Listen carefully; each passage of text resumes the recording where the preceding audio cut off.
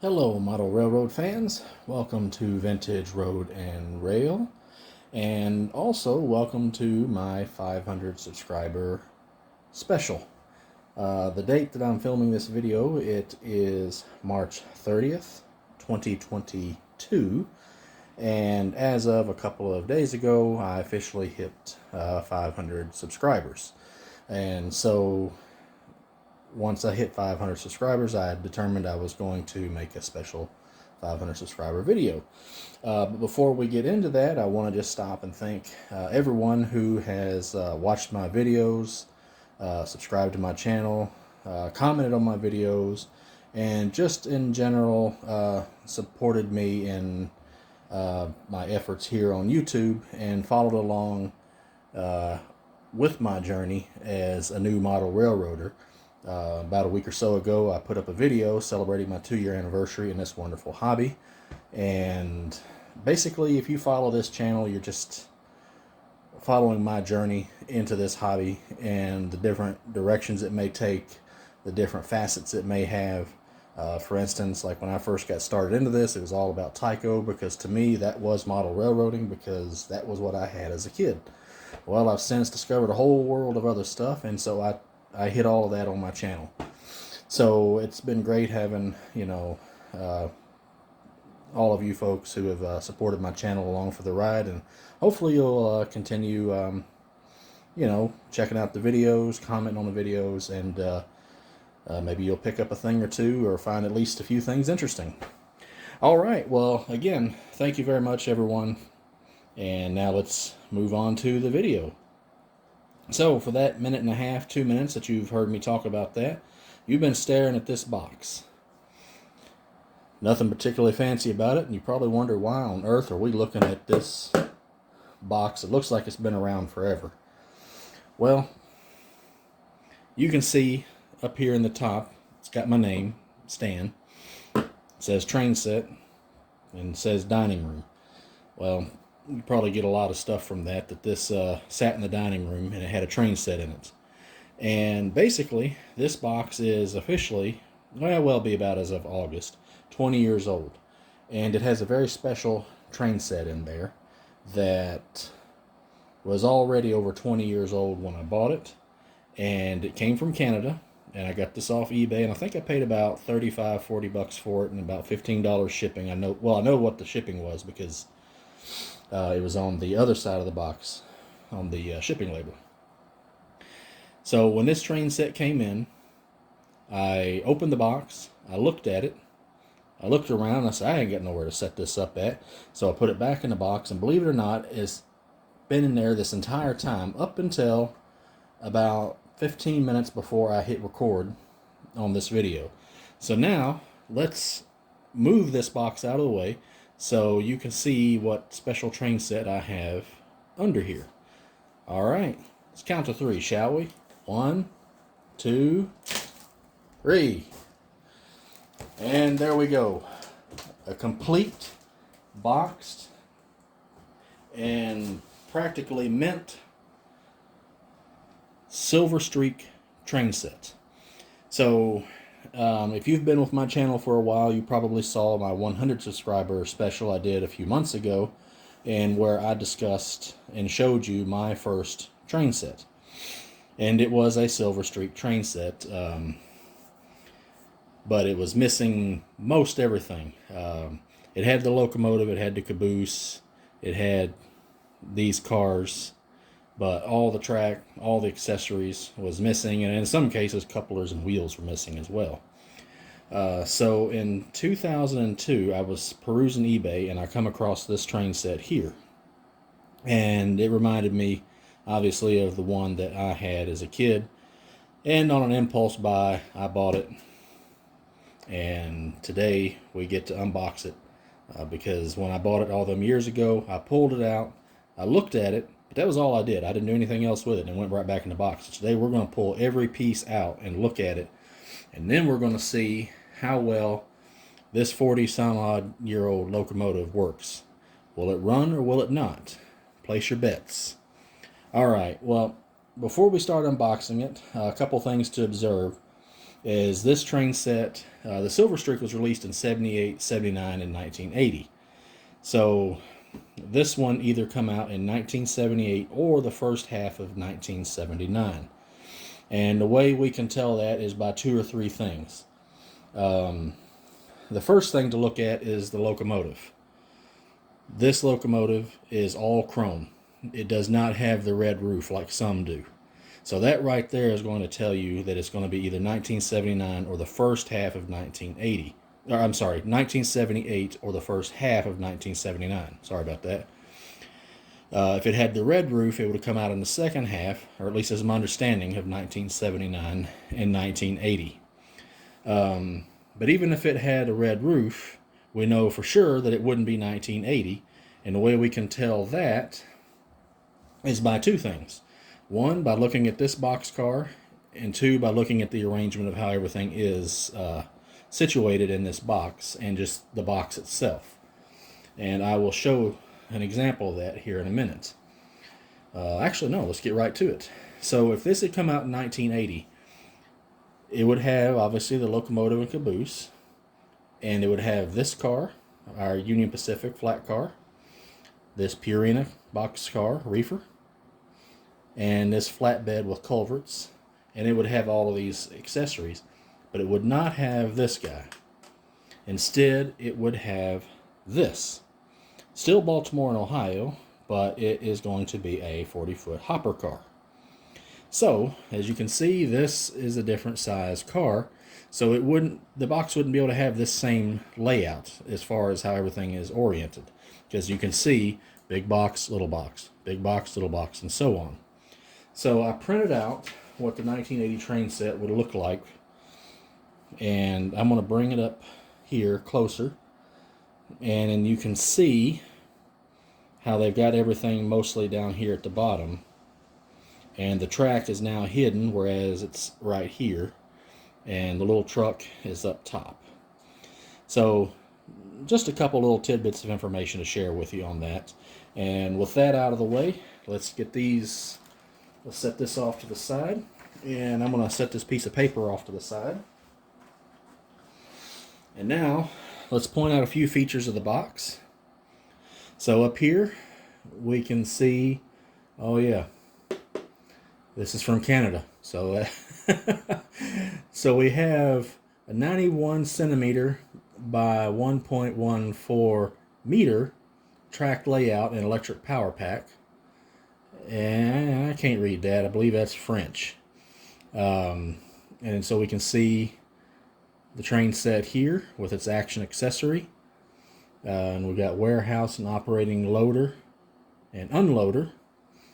And over here, you can kind of see the action accessory in use, how you pick up the trailer and move it over. And it comes with the night glow, which is basically some glow-in-the-dark stickers that you place in certain spots, which I would probably never put on a train set, and I'm pretty sure they're not any good at this point, but I do believe they're included. So that's pretty much the front of the box, and we've already kind of looked at the cars, and you can see their orientation here. And then if we lift it up so that we can see one side, it pretty much just says the same thing that we saw before, only this is in French. I wonder if the other side, let me carefully move this because it is, you can see it's kind of splitting. So we've got it in English here, and it's English on this side as well, but kind of have to, let me bring it down, but it's kind of split right there. So let me carefully move this out of the way. In fact, let me hit stop, and I'll be right back. All right, I apologize for having hit stop there, but I wanted to make sure and set that somewhere nice and safe so that it doesn't get tore up, because unfortunately, this will be going back into storage because I want to keep this in as good a condition as possible. All right, so let's start with the paperwork, which we really won't be able to look at too much because it is showing its age. So this is basically what you need to assemble the train set, but as you can see, it's falling apart. So if I mess with this too much, it's going to completely come apart. So let's set that off to the side. And I'm going to reach in front here and attempt to pull the power supply out.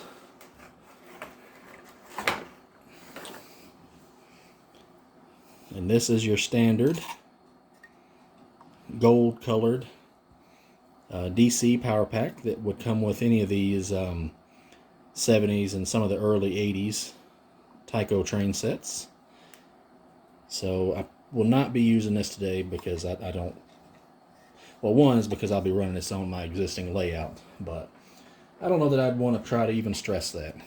All right, so let's lift this up here very carefully. It's making noises that I don't appreciate.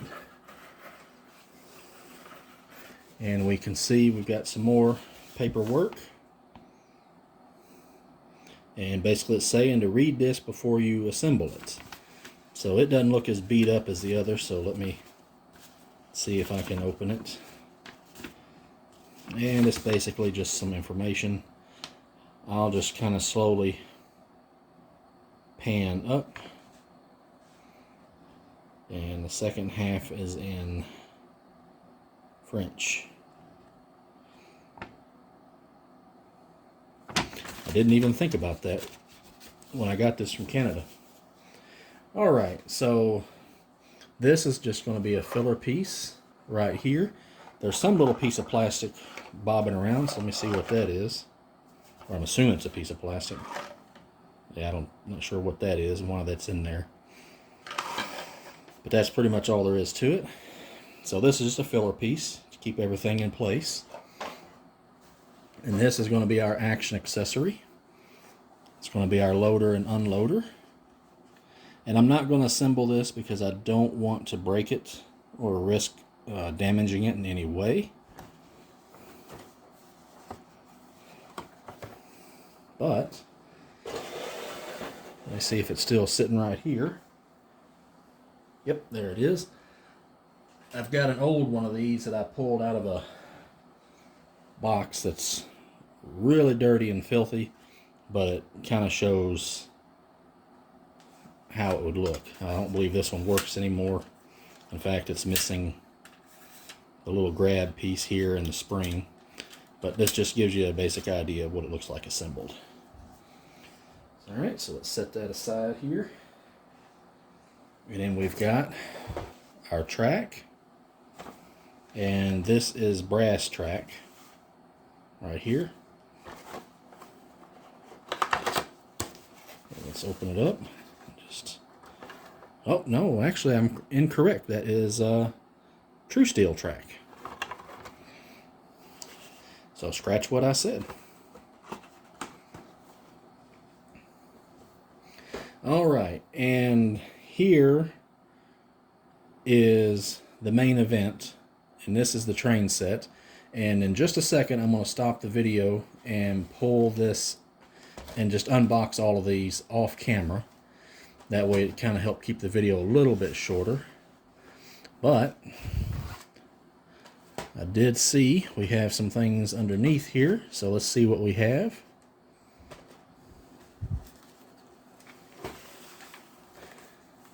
So in here we just have the cardboard warehouse that you would put together, and it's got some instructions in behind it. And I guess this doesn't have the stickers anymore. I thought it did, but it does not. And here's some more paperwork that is completely fallen apart. Alright, so what I want to do is I'm going to unbox all of this, all of these cars here, and neatly kind of put everything back in place and pile it up in the middle here. And then we will take a look at each piece individually, and then we will see if this bad boy will run after 20 years of sitting in a box, knowing for sure it hadn't been run then, but for all I know it probably hasn't been run since whatever Christmas it was given to whoever had it before me. Alright, hang tight, I'll be right back. Alright, I've got everything out of the box here, everything unboxed and sitting on the table. And as I was doing this, I made a couple of interesting observations. The first one was kind of a minor observation, was that at first I thought I was missing my brake wheel on this Burlington car. You can see there's no brake wheel. But upon further inspection, I saw that it's actually got a little spot, a little hole where that brake wheel is being secured. So, the idea is just pop that loose and put it on the end of your car, which I'm going to leave it there. I'm not going to, like I said earlier, this is going to go in storage until I have somewhere where I can adequately display it properly and keep it safe. But also the Purina car had the brake wheel in a similar situation. But actually, I got a bonus on that one. If you look at it, it has a brake wheel already installed, so I got an extra.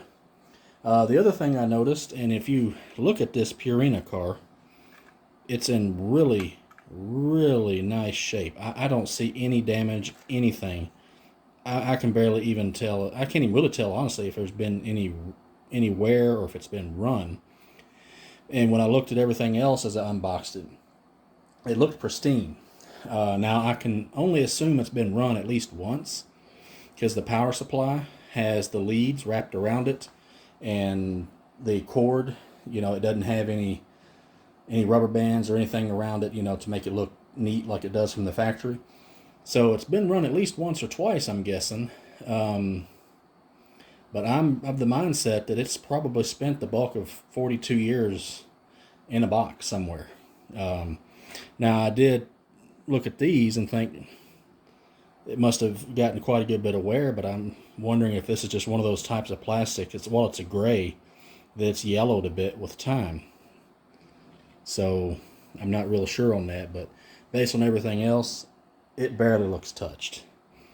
All right, so let's get a closer look at this Purina car, and we'll run around them pretty quickly. We can see it's Ralston Purina Company, checkerboard chow, and cereals.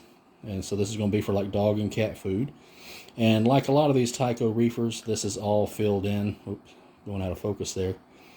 Where this little step is. This little stirrup. But we can see this is a reefer. We got our ice hatches. And on this end, we've got our brake wheel and some molded in detail. And some more molded in detail on that end, mainly just with our ladders and such. And we've got our walk-on roof right here. And then the other side is identical. And if we look on the bottom, we've got some molded in detail. And our trucks are complete with wheels and coupler. So we'll set that to the side. And then let's move on to our Burlington 50-foot plug door boxcar. And again, we've got some molded in detail, but we've got those filled in steps right here for those stirrups. But our plug door is molded in. We've got some nice crisp lettering, and that's a really nice B for the Burlington. On the bottom, we've got more detail that's molded in. Trucks are complete with wheels and horn hooks. If we come around on this end, we've got some molded in detail with this ladder here. And pretty much identical, or actually is identical, to the other side here.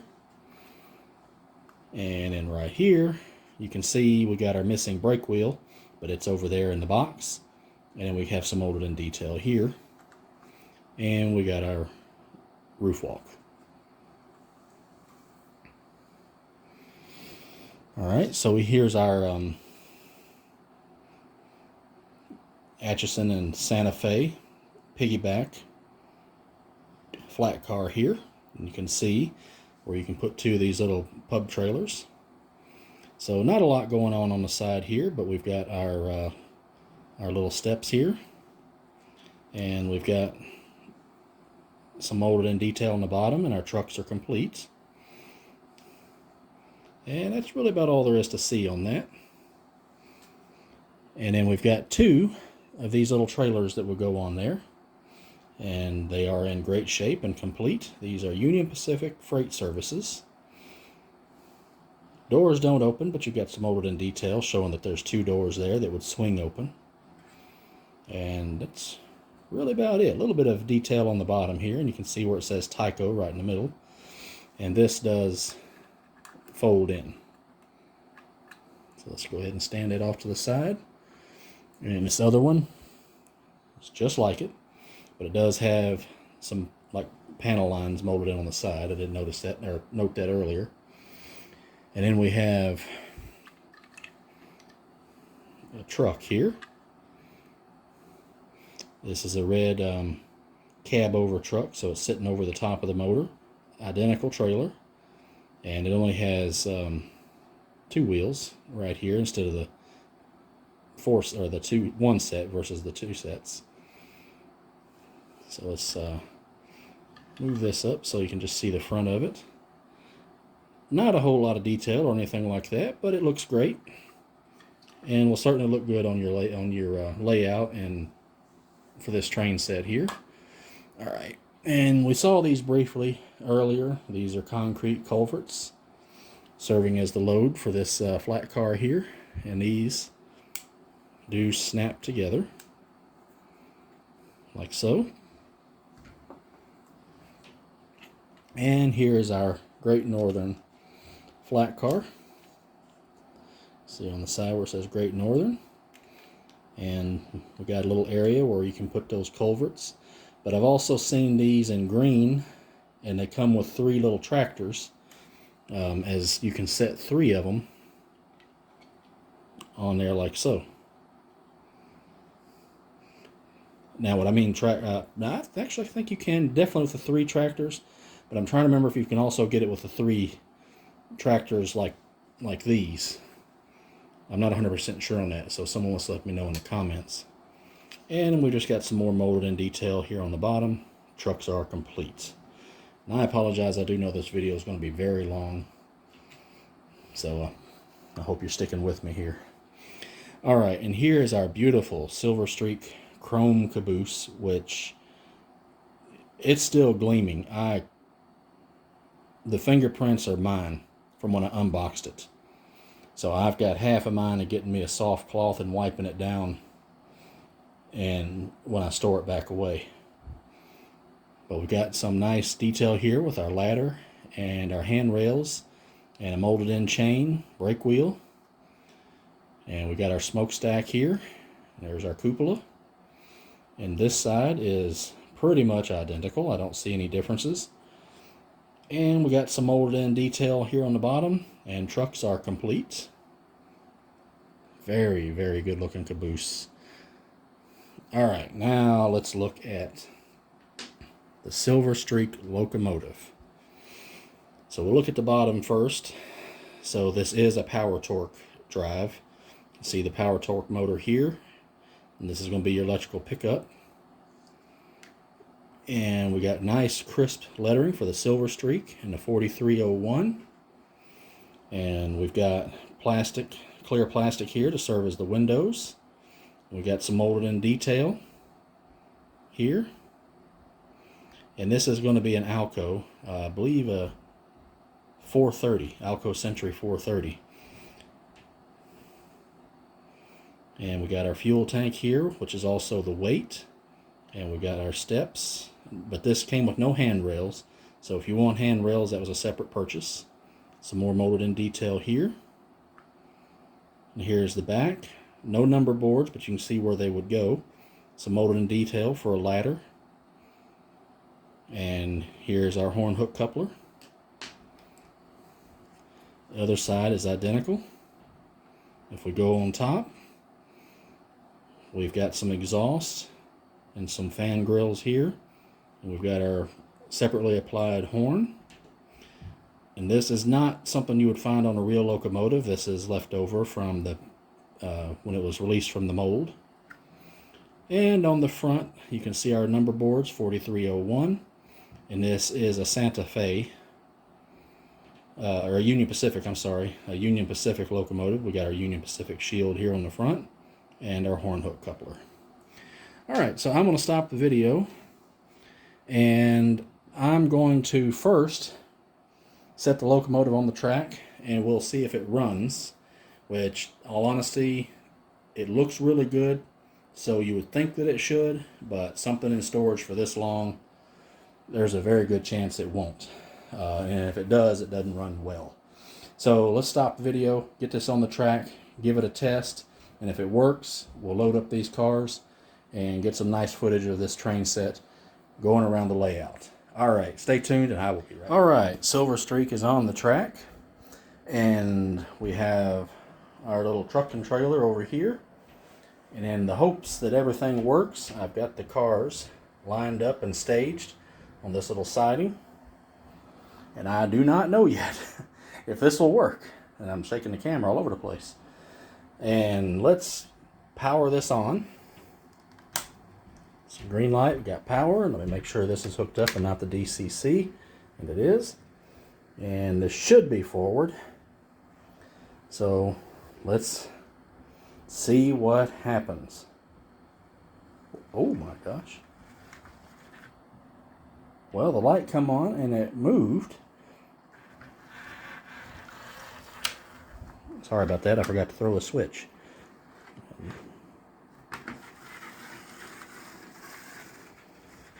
Well, it is certainly trying. How about that? The light is working. 20 years in storage, probably about 42 years old. And she is running. That is absolutely beautiful. Let's give her a couple of laps to smooth out here. Uh-oh. All right. So I'm going to go ahead and stop the video for a moment while I investigate what just happened. The motor was still spinning. I could hear it. So I'll take a look at that.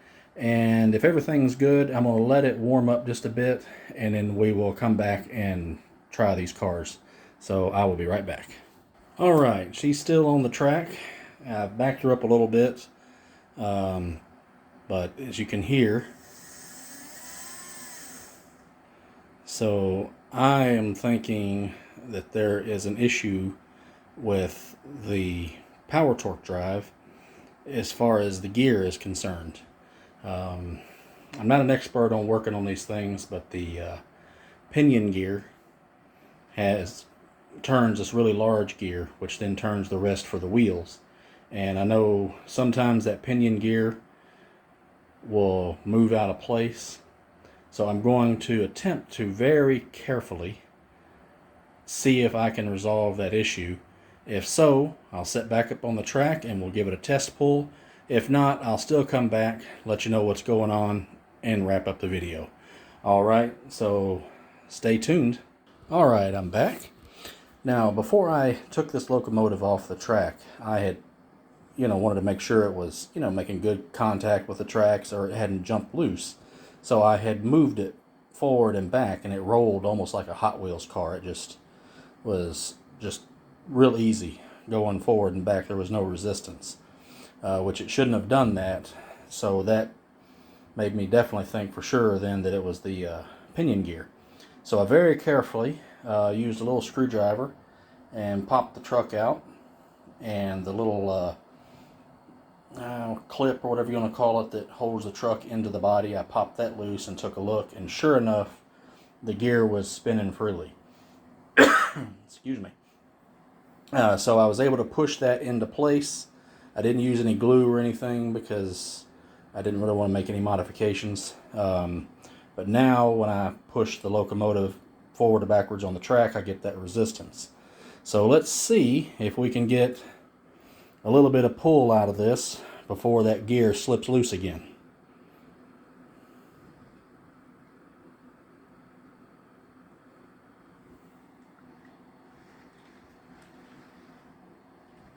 Well, it's assuming I didn't do something to it. Alright, almost hit stop one more time, and if I can't get it straightened out, we're just going to call it quits. Alright, well, I'm disappointed to say that it would not move. It was still getting power, so I'm not entirely sure what the issue is, and I don't really want to poke around on it too much at the moment, because I do not want to risk messing this up, and I have not worked on these enough to be confident in taking this one apart. I would want to practice on a couple of others first. So disappointing that I couldn't get it running around the track, but we did see it move a little bit. But based on the way it was doing, I can't help but wonder if the reason this spent so much time in a box is that little gear issue manifests itself after 1 or 2 runs, and maybe it was too late to take it back, or maybe they thought, well, we'll fix it later, and it just spent forever sitting in storage somewhere. So regardless of that, it looks beautiful. Everything looks pristine. So I'm going to box it all up here in a moment and put it back in storage for a while. Hopefully soon I can be a little bit more confident and get this fixed. And if I do, I'll film another video, kind of like a part 2, showing it doing what we tried to do today. Alright, well that wraps up this video. So again, I want to thank everyone who has subscribed to my channel and has been following me on my journey into model railroading. It's certainly a pleasure having you on board, and comment below what you think of this set, if you have this set, or if there's a Tyco set that's your favorite. Absolutely let me know in the comments, and keep those subscriptions coming. Hit that subscribe button, hit that like button, hit that notification bell. That way you'll be alerted as to when my next video comes up. Alright, well with that, this video has already gone long enough, so let's wrap it up and say thank you very much for watching. Happy model railroading, guys. And until next time, take care.